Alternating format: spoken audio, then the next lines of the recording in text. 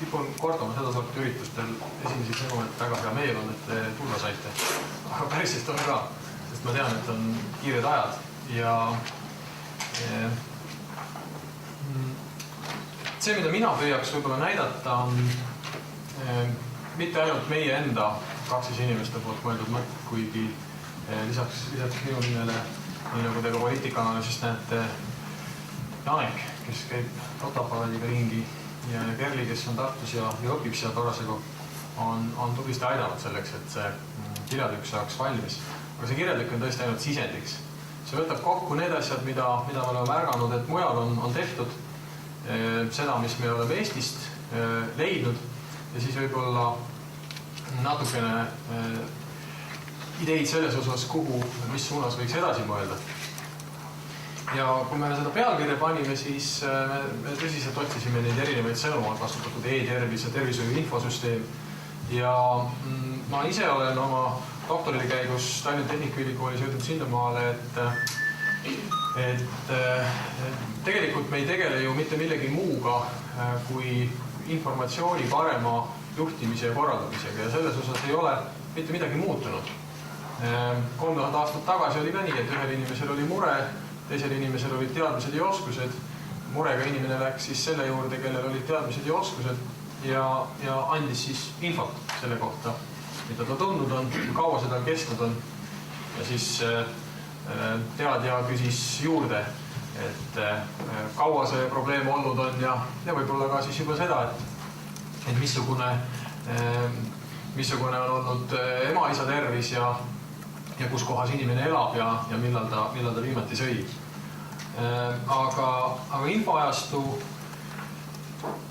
ja e-tervise puhul räägitakse hästi paljudest asjadest ja võib-olla osa probleemist ongi ikkagi sarnane selle vana looga elevandist, kus igaüks katsub erinevat osa temast ja selle tõttu selle tervikpildi kokkusaamine on keerukas ja siit, kui te loete sellest poliitikaanalüüsist, siis räägitakse elektroonilisest haigusloost, räägitakse elektroonilisest terviseloost, mis terminina on lahti seletatud kui info inimese kohta, mis ei asu ühes asutuses, vaid võib-olla paljudes teistes asutustest kokku toodud info, siis on olemas isiklik terviseinfo või tervisekaart või terviselugu, mis tähendab siis seda, et see on inimese enda poolt kontrollitud, osad sisestab ta sinna ise infot, osad tuleb ta mujalt ja kuni tänaseks päevaks erinevate sotsiaalvõrgustikeni välja. Et Kristjan Port pärastpoole räägib sellest, kuidas tehnoloogia muudab väga paljusid asju, aga mina omalt poolt kogu aeg olen iseenda jaoks mõelnud ja seda sorti aruteludel ka püüdnud öelda, et kõikide nende keeruliste sõnade taga kogu aeg oleks hea silmas pidada, mis on see põhiosa ja põhiolemus, mis ei peaks muutuma ja mida lihtsalt see lisanduv tehnoloogia võiks teha paremaks. Meenutus ajaloost ja üks niisugune tegelikult vist siiamaani üks selline vahva trikk, mida Eestis on tehtud, et 29. novembril 2001 allkirjastas sotsiaalminister määruse.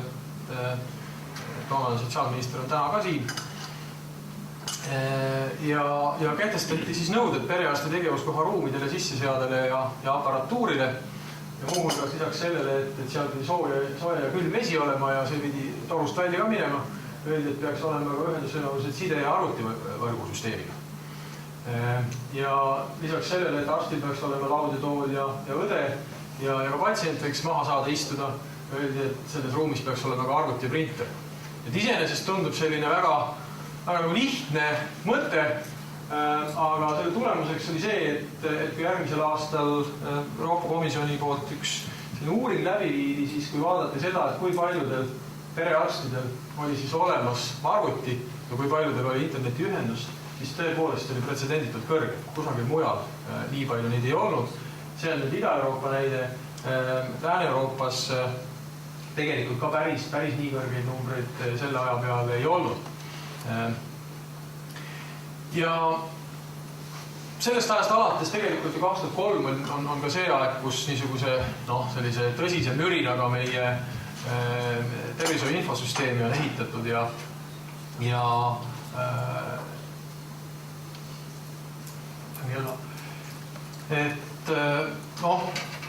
ongi levinud selline mõte, et me oleme väga head. Ja me olemegi tegelikult paljudes asjades head.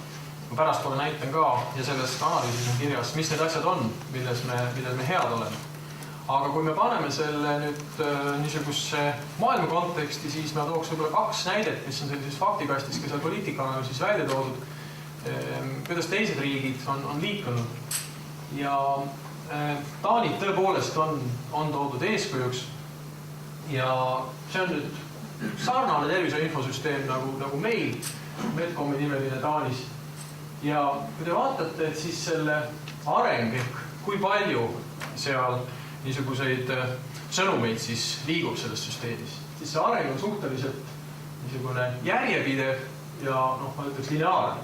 Alates 93. aastast see algas täpselt samamoodi niisuguste entusiastide pinnal 2 arsti, kes siiamaani suures osas seda veavad, leidsid, et see on mõistlik. Nad on ka avaldanud mõned kirjad selle kohta, kuidas nad tegid ka kiired rehkendused, et sellest on ka rahaliselt kasu. Ja niisuguse ametliku staatuse sai see kusagil 2003-2004, aga selleks ajaks oli juba tükk maad käidud. Ja kui siis nüüd,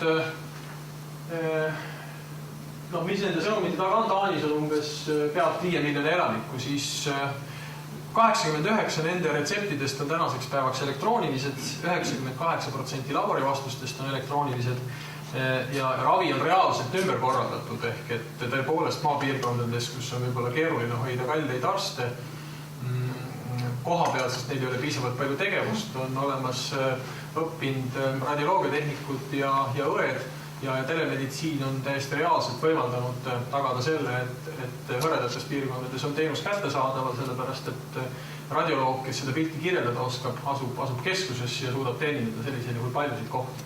Ehk et see ei ole niisugune add-on teenus, mis oleks nagu sinna juurde tekkinud, vaid see on tõepoolest aidanud tervishoidu teha paremaks. Ka Hollandi puhul võib öelda, et krooniliste haigete ravi viimase paari aasta jooksul on hakanud välja nägema uutmoodi, kus see ei ole ühe teenuse osutaja põhine, vaid niisugused ühendusvõimalused võimaldavad selliseid ravitiime koostada, kes koosnevadki erinevatest juriidilistest isikutest ja neile makstakse tervikuna siis mitte selle eest, et nad on ühe konkreetse asja ära teinud, vaid neile makstakse selle eest, et patsient on võimalikult kaua terve või vähemasti ei ole see haigus ägenenud. Ja kui Euroopa Komisjoni poole pealt tõesti Ilias Jakovidis, mees, kes seal on päris pikalt vaadanud kõiki neid trende, mida Euroopas on erinevad riigid teinud, siis see, mida ta on öelnud ja mida taanlased on ka enda kohta ise öelnud. Et tervishoid ja infotehnoloogia eriti kokku panna, nad on mõlemad väga keerukad nähtused. Neid ei ole võimalik ilma vigadeta ellu viia, mitte kusagil. Ja selle tõttu, mida taanlased on teinud ja mida siis Jakovidis välja toob, et selline testimine ja modifitseerimine on pidev protsess ja mitte siis ainult need IT-firmad ja mitte siis ainult need paar entusiastlikku eestvedajad. Et tegelikult kogu süsteem on suudetud niimoodi käima panna, et seal ei kardeta vigu teha. See on tõenäoliselt tagatud sellega, et selliseid väga järske jõnksusid liiga palju ei ole. Mis tähendab seda, et selline vigade absorbeerimise võime on suurem. Nad tulevad varem välja, nad tulevad järk-järgult välja. Ja tõepoolest kasutajate kaasamine selles väga laias tähenduses. Ehk kõik kasutajad, kes mingil hetkel selles süsteemis midagi tegema hakkavad, sealt kõigi nende käest kogutakse signaalid tagasi ja püütakse siis järgmiseid samme tehes seda arvesse võtta. Teine positiivne näide, mida ma tooksin ja mida on ka maailmas esile toodud, on USA's asuv, võiks öelda tervishoiusüsteem, see on täisintegreeritud süsteem, kasumit mitte taotlemine on 8,5 kindlustatud, kellele nad oma poliise müüvad ja nad asuvad 8 erinevas osariigis, muuhulgas näiteks Hawaii. Ja neil on oma haiglad ja ka oma arstid, kes seal töötavad. Ja sisuliselt võiks öelda, et selline tervishoiusüsteemi mudel. Ja kui nemad tänaseks päevaks on jõudnud olukorda, kus sisuliselt nad on paberivabad, kõigi 8,5 miljoni inimese kõik transaktsioonid, mis seal toimuvad, on elektrooniliselt kätte saadavad. Märtsi alguses nad teatasid, et kõik nende tervisekeskused ja haiglad on selle süsteemiga liitunud. Siis kui nad seda tegema hakkasid, arutelu hakkas 2002 ja 2004 tehti otsus, siis nad ütlesid, et nad alustasid sellest, et nad sõnastasid enda jaoks ideaalse tervishoiuorganisatsiooni 6 omadust. Mis on see, mida nemad tahavad selle oma süsteemiga saavutada? Ja panid need kirja. Info peab olema järjepidev ja ühe inimese kohta kätte saada. Ravi ja üleminekud esmatasandilt kuhugi haiglasse või sealt edasi taastusravile peab olema koordineeritud. Kõik vastutavad kogu ravitsükli eest.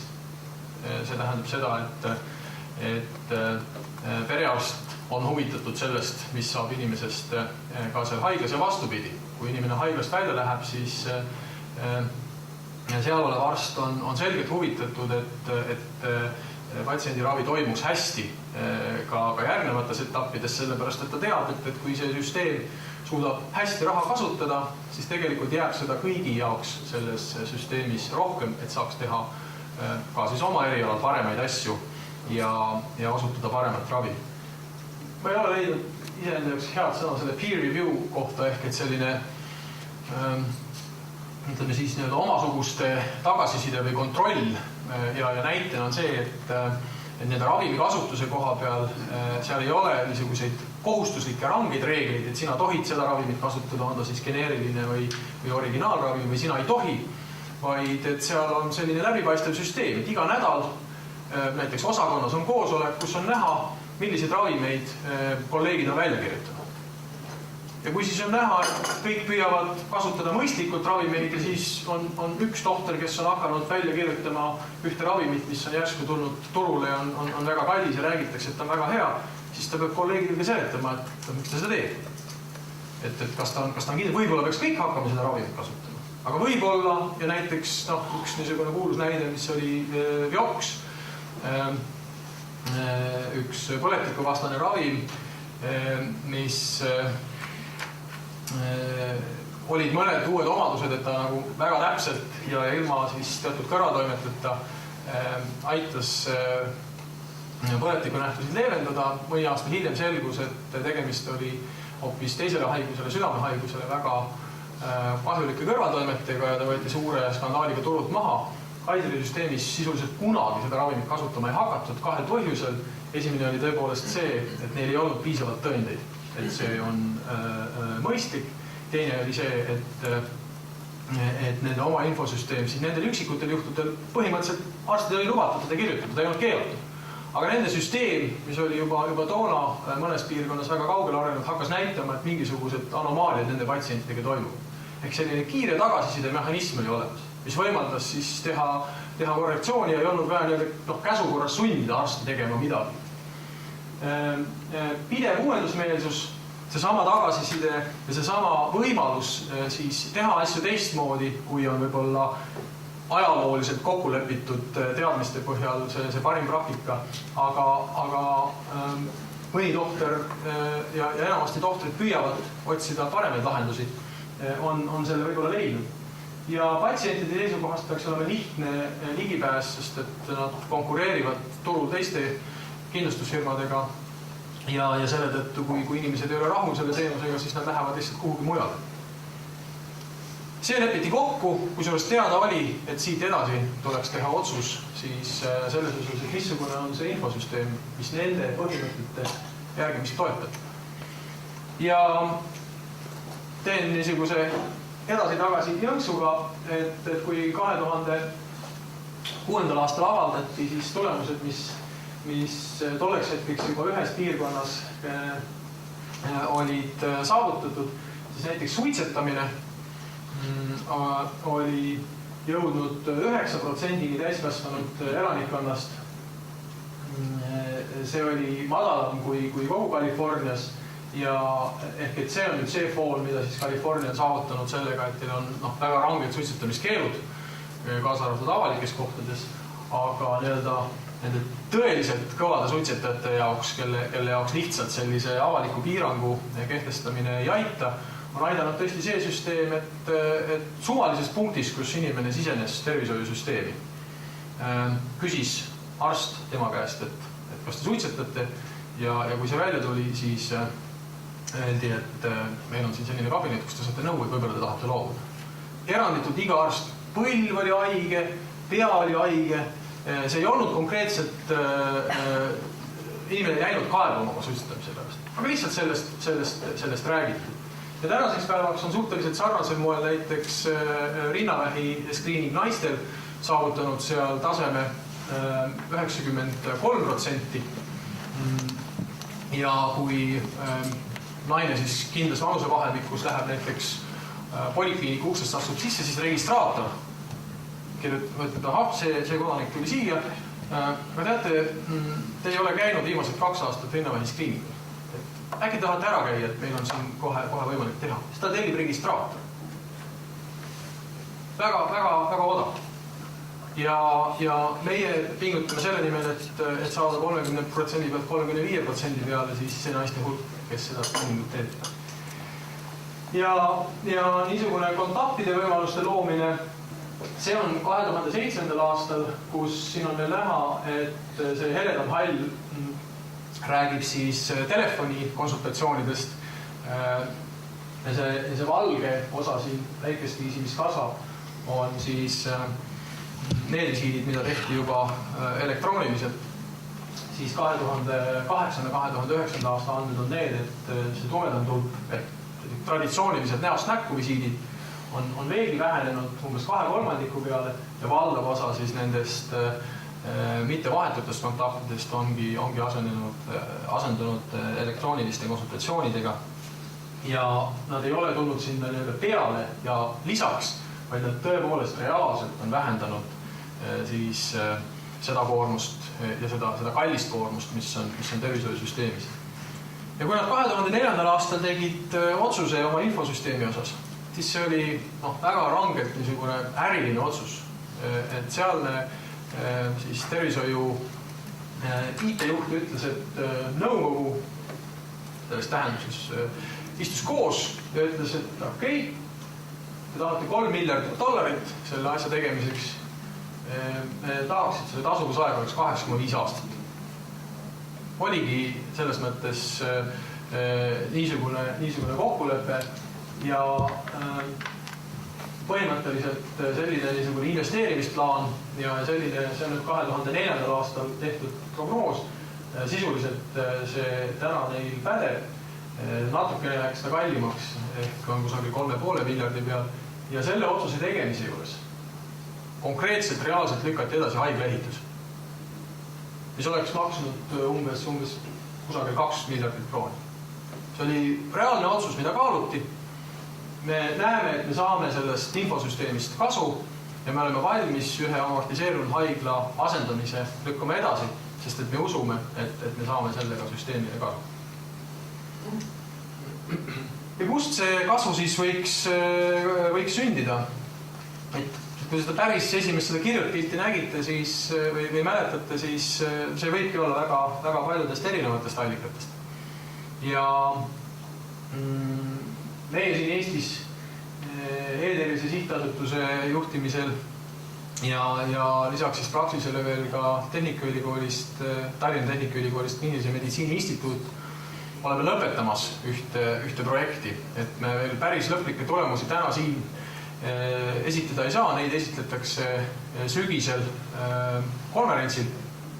Aga põhimõtteliselt, mida seal on tehtud, et oleks aimu, kust see tuleb, siis eraldi on kindlasti olemas mingisugused kasud teenuse osutajale, patsiendile, aga ka tervele ühiskonnale. Siin on välja toodud siis üks loetelu nendest kasudest, mida reaalselt võiks ka rahas mõõta, nii nagu see eelmine pilt näitas. Aga see kribupilt siin viitab tegelikult sellele, et niisugune põhjus-tagajärg seos niisuguste kasude saamiseks on väga mitmekesine. Selle tõttu nii selle rehkenduse tegemine on mingis mõttes ennustamine väga suure hulga eeldustega arvestades ja samal ajal seda kõike ellu viies tulekski jälgida seda, kas need eeldused siis kõigepealt eelnevalt on olemas või kui selle tegevuse käigus, alustades sellest, et mingisugune arvuti peab olema ja siis peavad olema inimesed, kes oskavad seda teha ja mingisugune tarkvara peab olema ja inimeste valmisolek peab olema. Ja korraga viitasin juba Taani ja Hollandi näidetele, et osaliselt nende kasude saamine tähendabki seda, et kallist kohast peab tegevus liikuma odavasse kohta.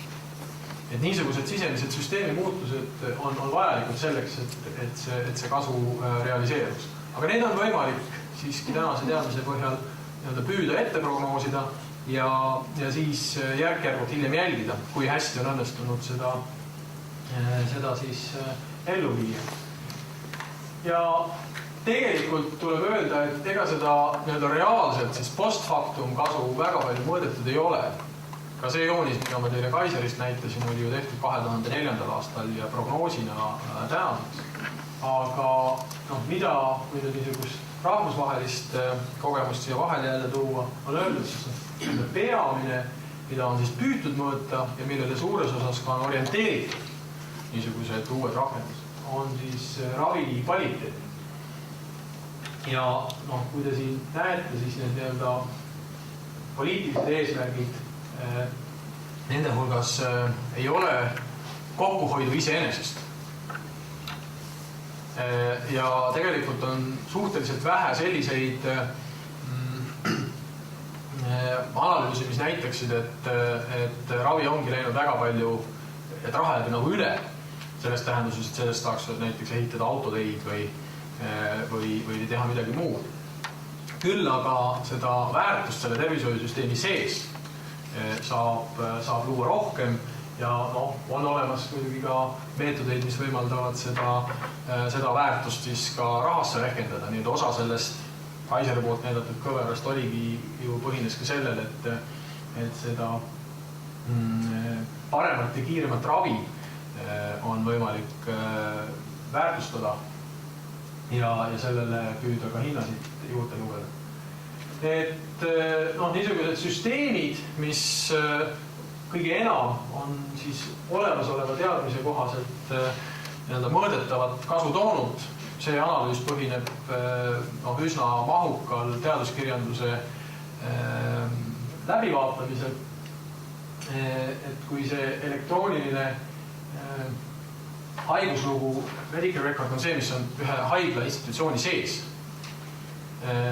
siis see terviselugu on see, mis meie ekvivalendis võiks tähendada sellist tervishoiu infosüsteemi ja tegelikult meie digiretsept on mingis mõttes kombinatsioon sellest, kui elektrooniliselt mingisugust asja tellitakse ja siis tegelikult ka see info reaalselt siis süsteemi eri osapoolte vahel liigub elektrooniliselt. Et eriti see T1 ja T4, nende puhul on oluline märkida seda, et need funktsionaalsused või need rakendused ei ole sellised ilmtingimata tsentraalsed, vaid neid arendatakse samade tervishoiuteenuse osutajate juures. Ehk et ka Eestis, kui me mõtleme, et mis oleks see, mis meil teeks tervishoius infojuhtimise paremaks ja tulemused paremaks, siis ei piisa ainult sellest, kui kusagil keskel on mingisugune süsteem, mis on võib-olla väga hea, aga ülejäänud lülid selle tulemuse saavutamiseks ei ole võrdväärselt arenenud või on mingisugused takistused, miks nad sealt edasi ei liigu. Ja missugune meil siis see pilt Eestis on? Et 2 aasta andmed 2002-2007 pärinevad Tervise Arengu Instituudi veebilehelt niisugune nagu see statistika ja teadmine meil on, et kui me vaatame, kui palju inimesi, kes siis töötavad tervishoiuasutustes, kasutavad arvutit,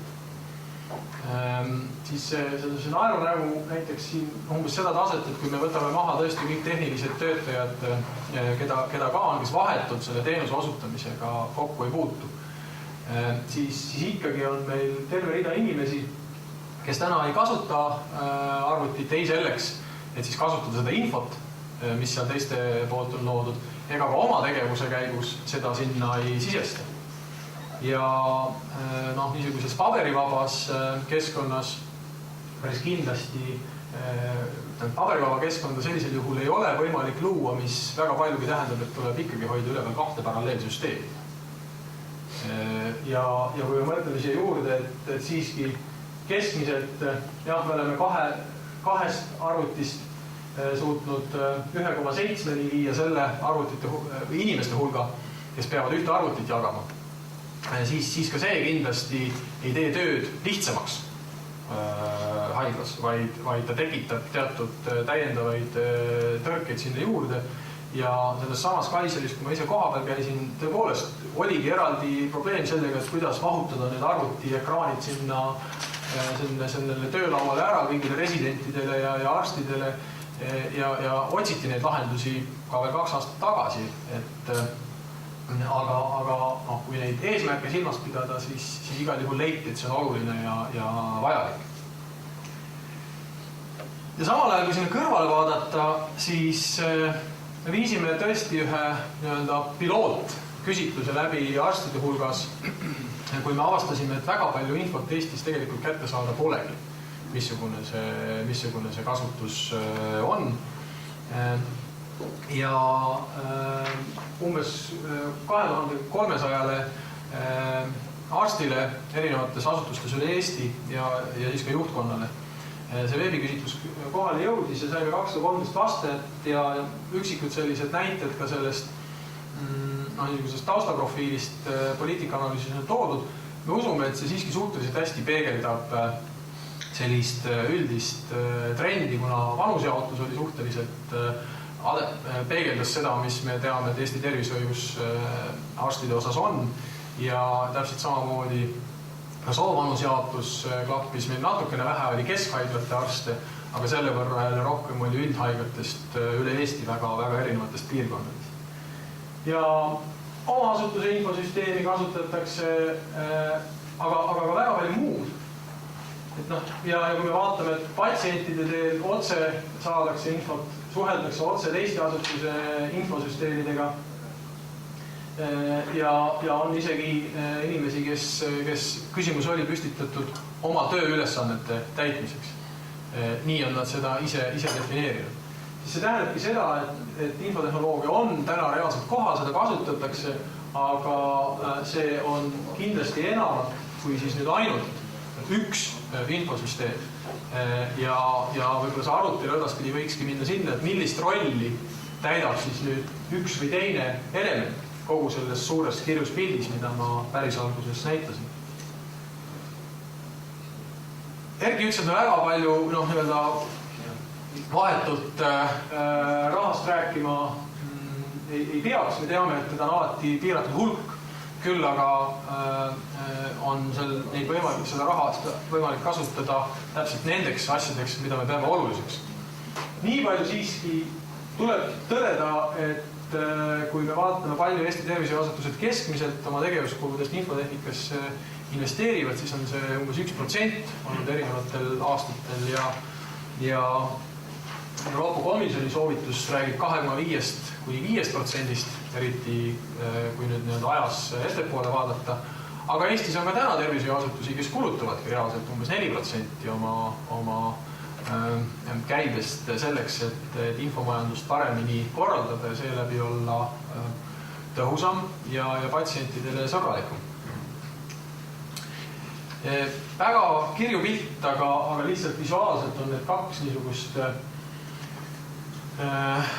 tuuteroosi siin selleks, et võrrelda põhineb 2007. aasta andmetel suhteliselt sarnasel küsitlusel, nagu meie läbi viisime, ehk et peegeldab natukene nende vastajate endi arvamust. Aga selle slaidi mõte on selles, et kui see on niisugune Taani Tuuteroos ja see projekt püüdiski siis kaardistada, mis on need indikaatorid, mille põhjal, mille põhjal siis mõõta, kui hästi süsteem e-tervise osas liigub. Siis meil oli siis ja tegelikult juba ka 2003. aastal. See, kui me kogume andmed kokku, administratiivsed andmed, isegi meditsiinilised andmed, kas nad on pärast töödeldavad, see on nüüd eraldi küsimus. See arvuti kasutamine visiidi ajal, nii nagu ma näitasin, kui ta on seal kohustus omada seda arvutit seal toas, siis loomulikult teda leitakse talle kasutus.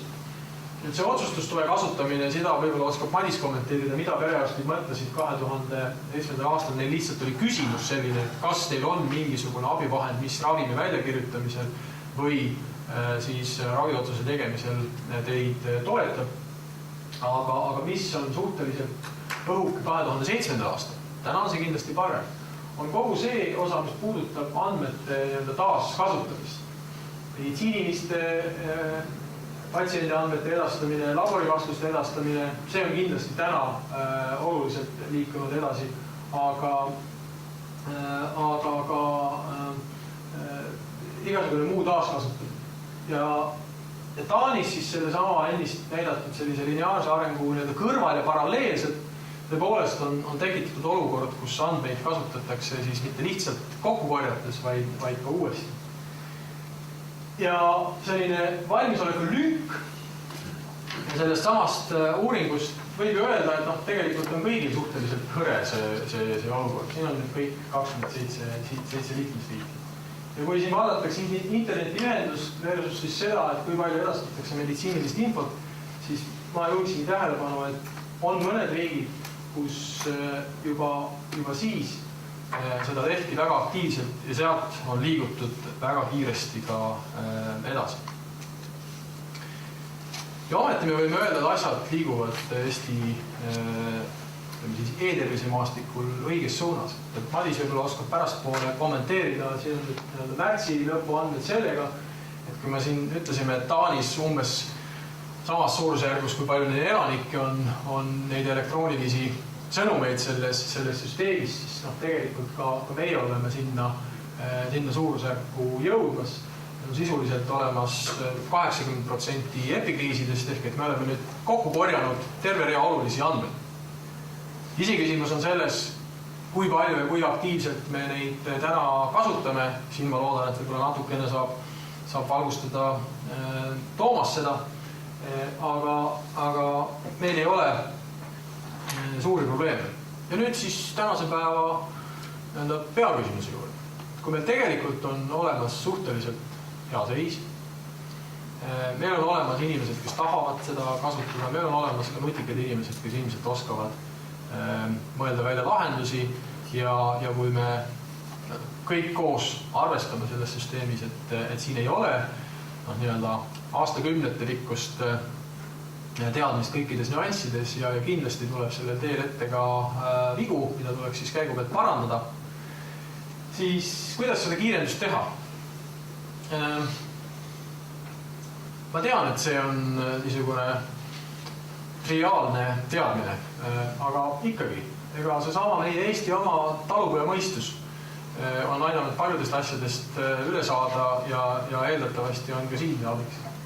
Et kui 30% on teadus, ehk et selgitada välja õiged asjad, mida teha ja võib-olla natuke enne sinna viitan, siis 70% on nimetatud sotsioloogia, ehk et tuleb panna õiged asjad juhtuma ja tuleb teha õigete asjade tegemine lihtsaks. Üks näide 2001. aastast, kus minister kehtestas määruse ja kõigil oli arvuti ja lisaks torudele veel ka juhtmed, mis majast sisse välja käisid.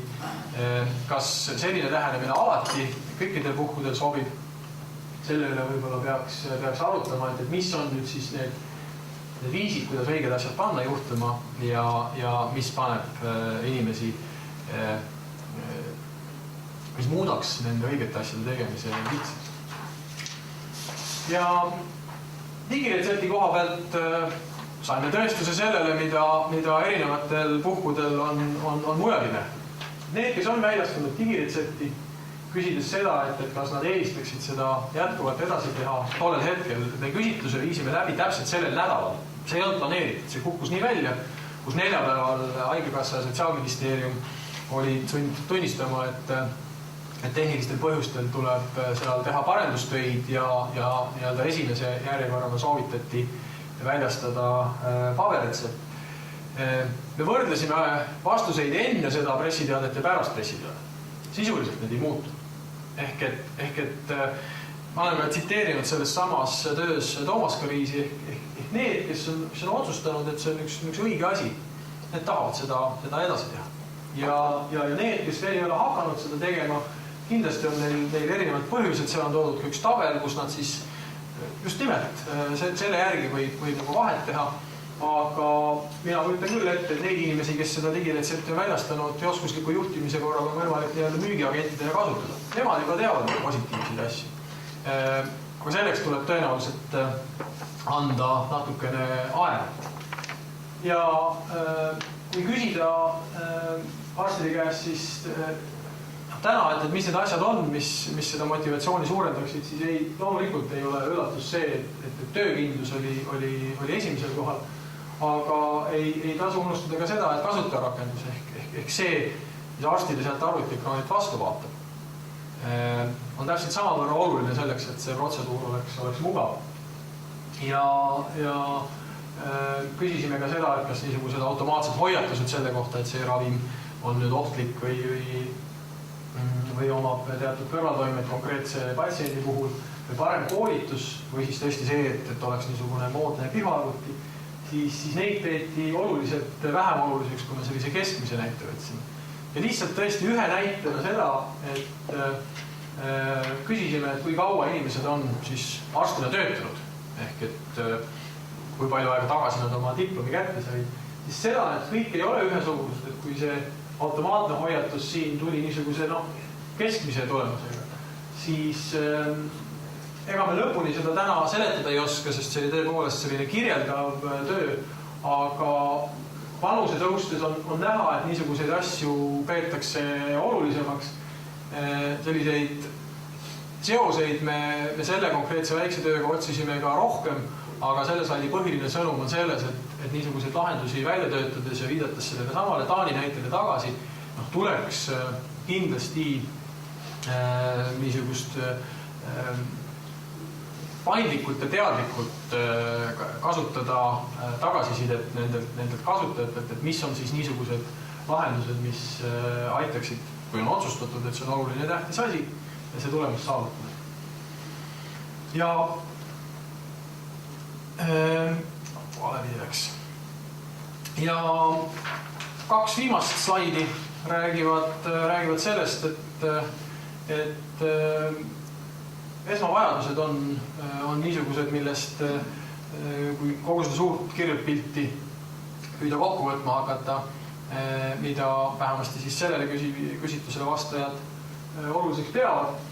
Ehk et teadmine sellest, et info on terviklikult kättesaadav ühe patsiendi kohta ja et oleks siis erinevad osapooled võimelised omavahel rohkem koostööd tegema ja meditsiiniliste vigade ehk siis ravikvaliteedi küsimus on Eestis vähem oluline. Ma arvan osalt selle tõttu, et kui Ameerika Ühendriikides 2000. aastal võeti kokku, et suurusjärgus 40 000 inimest tervishoiusüsteemis, mitte siis pahatahtlike, aga põhimõtteliselt seal tekkinud vigade tõttu kaotab oma elu, siis meil pole seda kokku lugenud. Ja meil teadmist selle kohta on vähe. Kuigi ma arvan, et ka meil on asju, mida saab teha paremini ja muu hulgas toetada seda ka infotehnoloogia. Üks huvitav asi. Päris algusest peale on räägitud sellest, kuidas administratiivne koormus on see, mida ilmtingimata see süsteem peaks vähendama.